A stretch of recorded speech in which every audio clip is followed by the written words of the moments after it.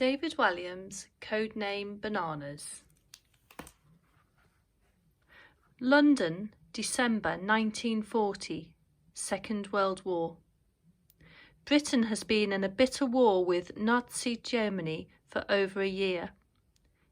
It is the height of the blitz, and Nazi bombs rain down on the city.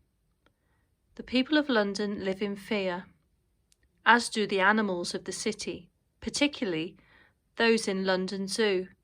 The characters in our adventure are Eric. This short, shy 11-year-old boy has sticky out ears and wears glasses, with one of the lenses cracked. Sadly, like many children of the time, Eric has lost both his parents in the war. Now an orphan, he is withdrawn and sad most of the time. The only thing that makes the boy happy is visiting London Zoo. There he has formed a very special friendship with a huge furry friend. More of hair in a moment. Uncle Sid. Sid is Eric's great uncle and the oldest keeper at London Zoo. He's worked there for longer than anyone can remember, including him. Like many men at the outbreak of the First World War, he enlisted to become a soldier. However, on his very first day on the battlefields of France, he stepped on an enemy mine and lost both of his legs. Nowadays, Sid gets about on his tin legs, but nothing can dampen his fighting spirit. The zookeeper would give anything to be able to battle the Nazis and prove himself to be a hero once and for all. Grandma. Eric's grandmother is a fearsome character. She dresses from head to toe in black, black shoes, black coat and black pillbox hat. The deaf old lady never goes anywhere without her ear trumpet, which helps her hear. This doubles as a weapon to bash folks out of her way. When Eric became an orphan, she took the boy in to live with her. As much as he loves his grandmother, Eric finds it hard to be around her, as she is so very strict. Bessie. Bessie is a larger-than-life lady, bursting with love and laughter. She works as a doctor in a military hospital in London, where day and night she tends to the wounded soldiers. Bessie and Sid are next-door neighbours, living side by side in a row of tiny terraced houses. A bomb blast tore a hole in the fence that divides their back garden, so Bessie can pop round to see Sid at any time of the day or night. Nina, the air raid warden. Nina is one of London's hundreds of air raid wardens who spring into action when the Nazi bombs appear. Wardens make sure that Londoners are off the streets and taking shelter whenever the air raid warning sounds. It is the perfect job for this busybody who loves nothing more than bossing folk around. Sir Frederick Frown. Considering Frown is the Director General of London Zoo, it may come as a surprise to you that he doesn't like animals.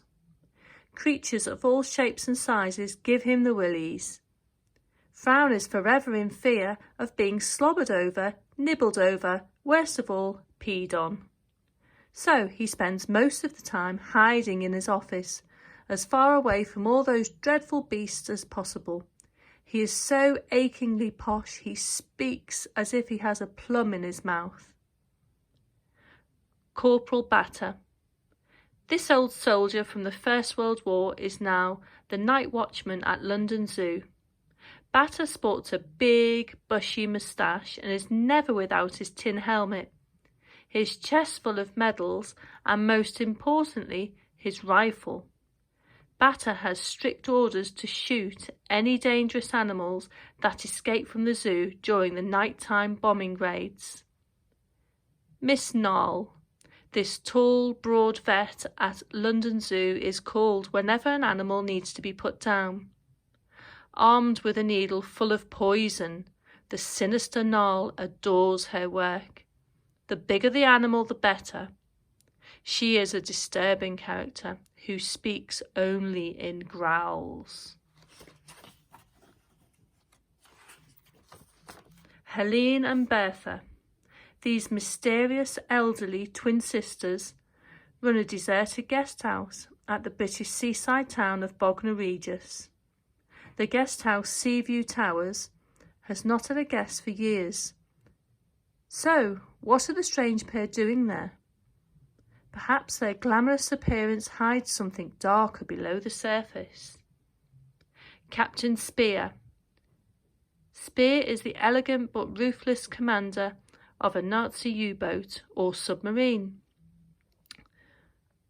The Führer Adolf Hitler himself, the evil Nazi leader who seized power in Germany, has personally sent Spear on a top-secret mission. This mission has taken the U-boat to the south coast of Britain, where it's lurking, ready to strike. If Spear succeeds, the course of the war will take a dramatic turn, making a Nazi victory certain. Winston Churchill. The British Prime Minister is a big, balding man, always dressed immaculately in a three-piece suit, bow ties and Homburg hats. Winston Churchill is famous for his stirring speeches, his dogged determination, and his fondness for brandy and cigars. He is seen by many as the only leader who can lead Britain to victory over the Nazis. And last but not least, Gertrude the gorilla, one of the oldest animals at London Zoo. Gertrude is also the most popular. She is the zoo's star attraction. Children delight in the old ape's escapades, as she loves to show off for the crowds, especially for a banana or two. Gertrude loves to blow raspberries at the visitors. The gorilla has formed a special friendship with one child in particular, a short, shy boy in cracked glasses who goes by the name of Eric.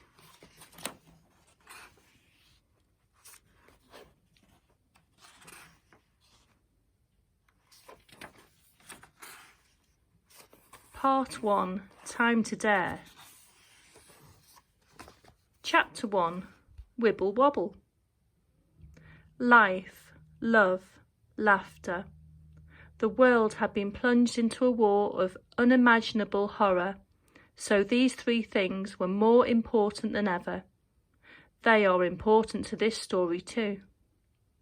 Our adventure begins on a cold, crisp afternoon in London in December 1940. In London Zoo, to be precise.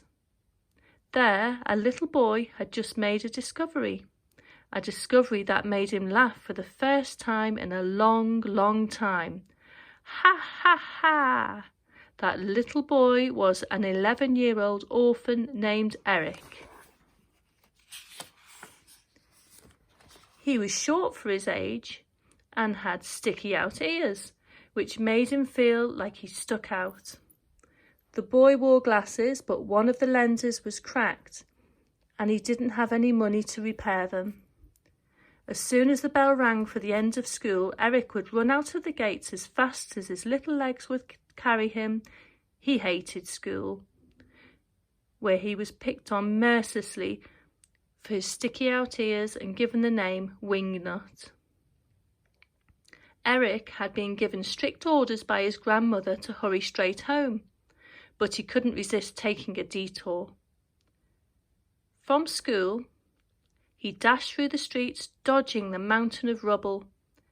There were adventures to be had in the wreckage of downed Nazi planes, burnt-out double-decker buses, or bombed buildings. But the boy didn't dilly-dally. Oh no, he was in a rush to get to his favourite place on earth, London Zoo.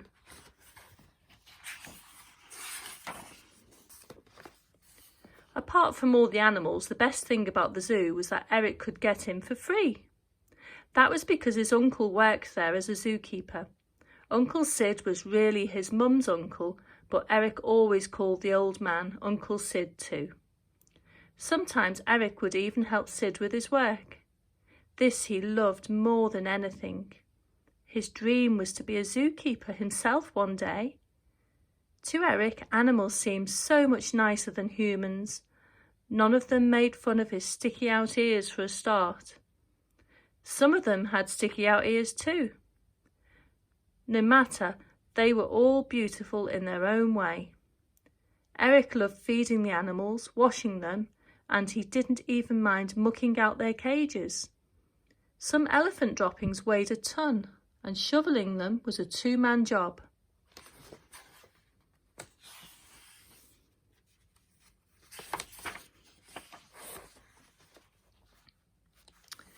Sid would smuggle Eric in through the back entrance to the zoo. That way he would not have to pay the entrance fee of 6pence, a small fortune for a small boy. Eric didn't have a penny to his name, let alone 6. So at 4 o'clock on the dot each day, Eric would arrive at the staff gate. In what resembled a military operation, he would remain out of sight and knock 3 times. Then he would wait in silence until he heard a twit-twoo. This was his great-uncle imitating the call of an owl. That sound meant the coast was clear. The next thing the boy would hear was the old man approaching. Sid had tin legs. His real ones had been blown off in the First World War. Whenever he walked, there was the sound of clinking, clanking and clunking. Clink, clank, clunk. Password, the man would hiss, hiding on the other side of the gate. Wibble wobble, the boy would reply.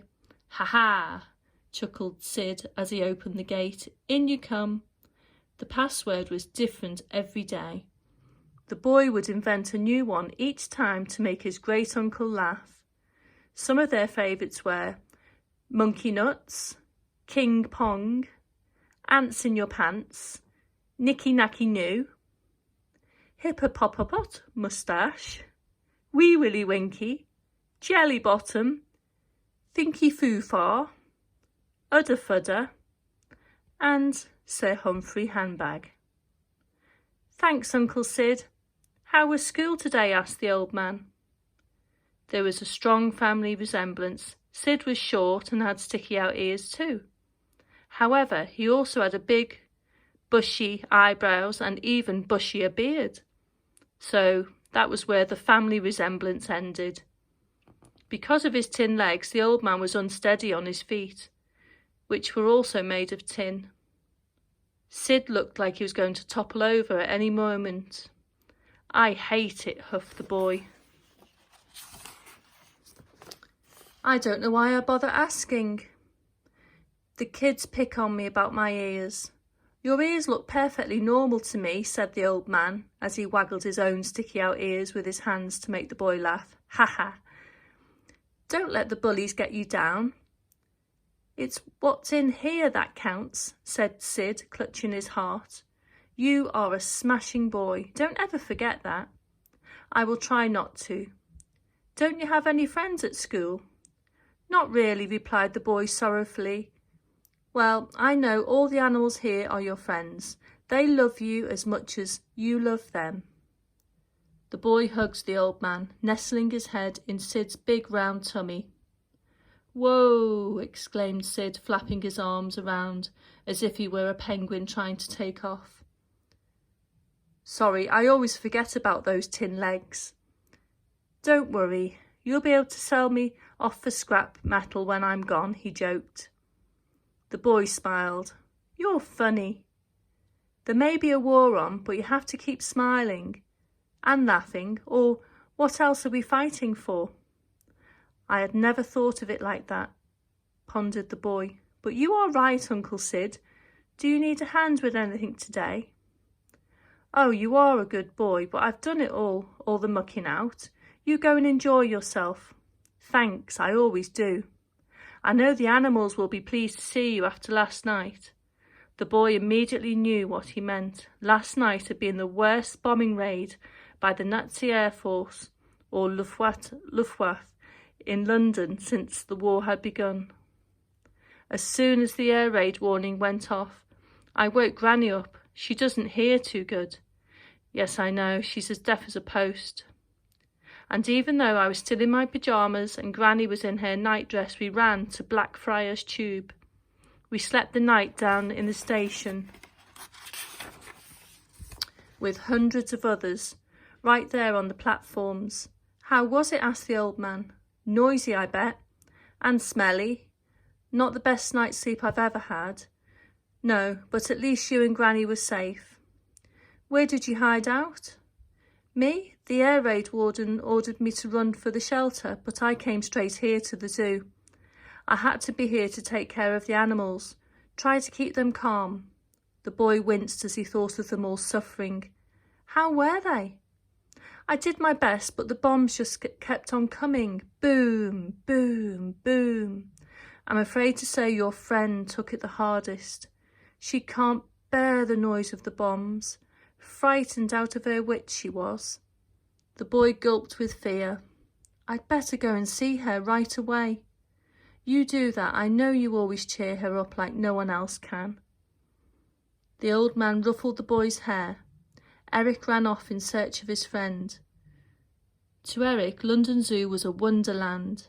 He never had been outside London in his life, but here in just a few acres of the city were the most magical creatures from all over the world. But there was one animal in particular that Eric loved more than any other. Her name was Gertrude. Gertrude the gorilla.